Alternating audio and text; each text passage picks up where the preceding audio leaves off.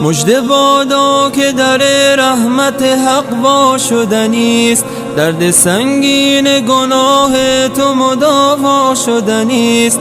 او که بخشنده هر جرم و خطا هست، به آن دل دیوانه عشاق چه شیدا شدنیست. نفس اماره در این ماه به زندان بکنید، سجده آرید و به دل شکرت یزدان بکنید. قدمی تازه به دروازه ایمان بزنید، خنده پیدا به لب خشک یتیمان بکنید. موسم سبز مناجات و دعا می آید، ماه رحمت به ندای دل ما می آید. مژده بادا که به تن روح دمیدن بگرفت و به پژمرده روان باد صبا می آید.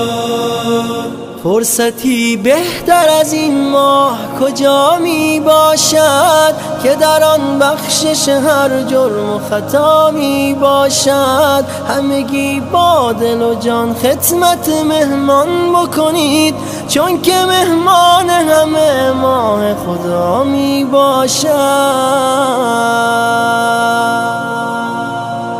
موسم سبز مناجات و دعا می آید، ماه رحمت به ندای دل ما می آید.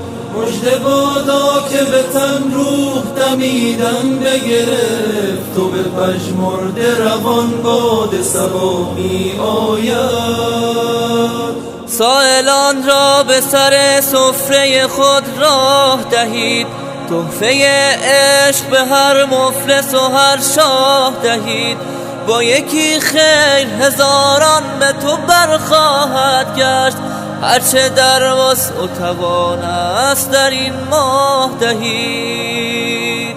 قدر این ماه بدانید که تکراری نیست، آن که در خواب فرو رفت بیداری نیست. شوق ایمان که نباشد به دل پیر و جوان، تا که دینش شده خشکیده و پرباری نیست.